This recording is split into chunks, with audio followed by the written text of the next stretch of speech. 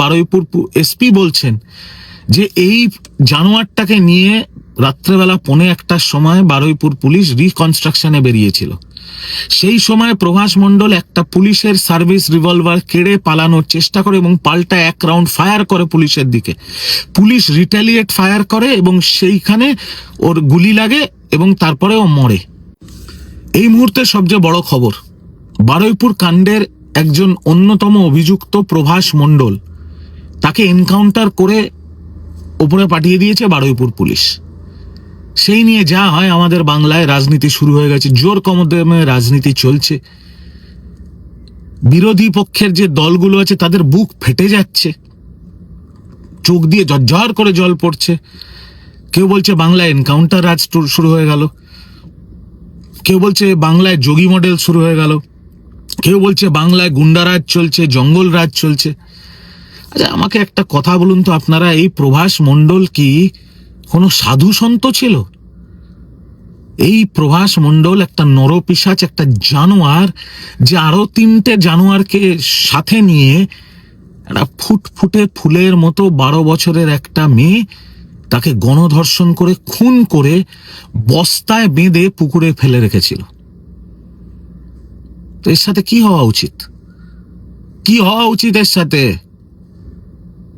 আইন কানুন এইসব ব্যাপার ঠিক আছে, হিউম্যান রাইটস এইসব ব্যাপার ঠিক আছে। আরে এদের হিউম্যান রাইটস, প্রভাস মণ্ডলের বিরাট হিউম্যান রাইটস আছে। ওই বাচ্চা 12 বছরের মেয়েটার কোনো হিউম্যান রাইটস ছিল না, যাকে গণধর্ষণ করে খুন করা হয়েছিল।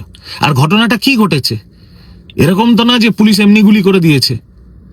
যে খবর সংবাদ মাধ্যমে চলছে, যেটা স্বয়ং বারুইপুর এসপি বলছেন, যে এই জানোয়ারটাকে নিয়ে রাত্রেবেলা 1:15টার সময় বারুইপুর পুলিশ রিকনস্ট্রাকশনে বেরিয়েছিল।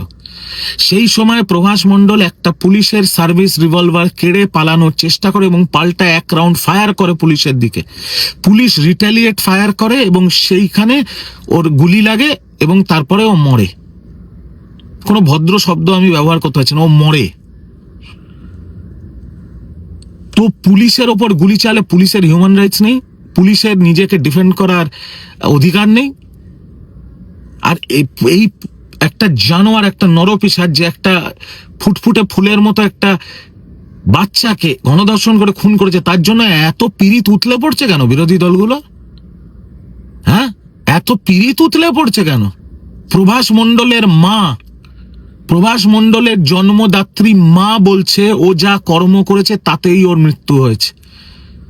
তো এরকম একটা কুলাঙ্গার, এরকম একটা জানোয়ার, এরকম একটা নরপিশাচের মৃত্যুতে যখন ওর নিজের জন্মদাত্রী মা বলছে ও যা কর্ম করেছে তাতেই ওর মৃত্যু হয়েছে, বেশ হয়েছে, বিরোধী দলগুলোর বুক ফেটে যাচ্ছে।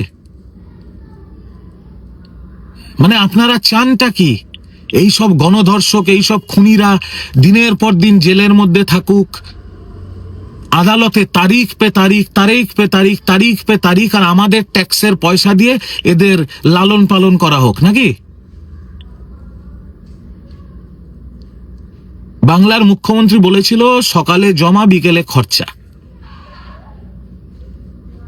আজকে প্রভাস মণ্ডল একটা বাচ্চা মেয়েকে গণধর্ষণ করে খুন করেছে, তারপর পালানোর চেষ্টা করতে গিয়ে পুলিশের ওপর গুলি চালিয়েছে। পুলিশ যখন কাউন্টার গুলি চালিয়েছে তখন মরেছে, বেশ হয়েছে।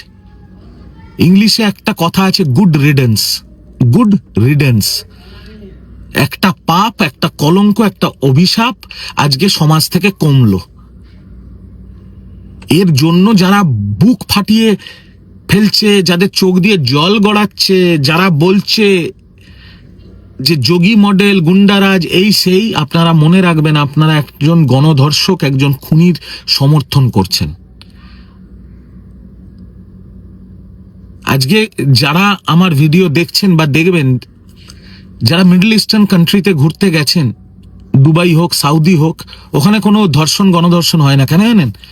কারণ ধর্ষণ আর গণধর্ষণে প্রমাণিত যদি কেউ হয়, কেউ অভিযুক্ত হয়, তাদের চৌমাথার মোড়ে দাঁড় করিয়ে হয় গর্দান উড়িয়ে দেয়, নয় AK-47 দিয়ে গুলি করে উড়িয়ে দেয়।